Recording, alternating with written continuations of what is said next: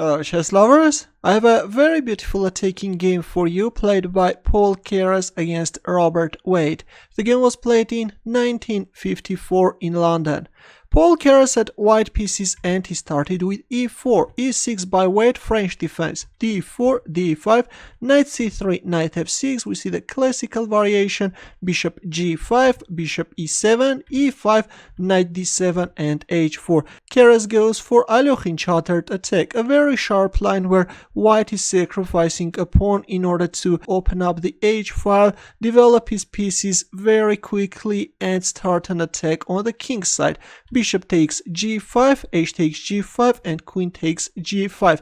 Black made a very daring decision, accepted the pawn sacrifice, and now black has to make precise moves, otherwise will find himself in trouble. Knight h3, white is developing the knight with a tempo, queen e7, knight f4, a6, black is preparing c5, that's why it's preventing knight b5, a very important move. Queen g4 and king f8, a very passive move by black. Actually playing g6 would have been better. The dark square bishops are exchanged and no problem for black. Or after queen g4, the engine says that even g5 is playable, but of course this is weakening black's king side too much. But of course on the other hand, this g5 move looks very beautiful.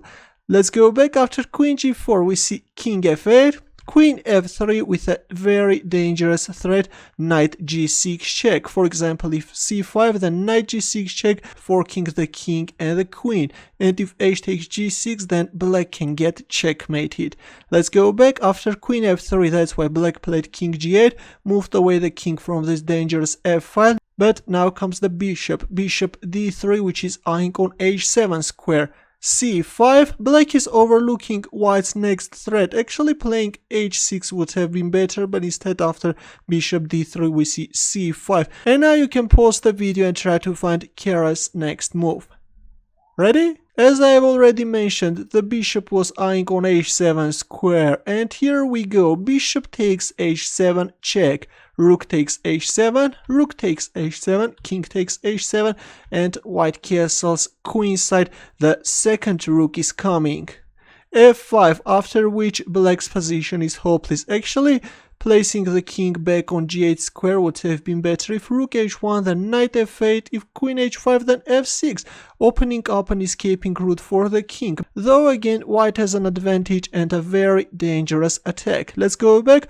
After castling queenside, we see f5, rook h1 check, king g8, and in this position, Keres made a move and Robert Wade resigned. Can you find his next move?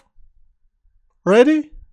He played rook h8 check. Look at this beautiful rook sacrifice. Now if king f7, then simply queen h5 check and black king is getting checkmated. Or after rook h8 check, if king takes h8, then knight g6 fork is coming. If king g8, then knight takes e7 check. And after king f8, white can either play knight g6 check followed by queen h5, trying to create some dangerous mating threats, or even after king f8, the simple knight takes e8 is also winning. That's why, as I've already mentioned, understanding that it's over after rook h8 check, black resigned.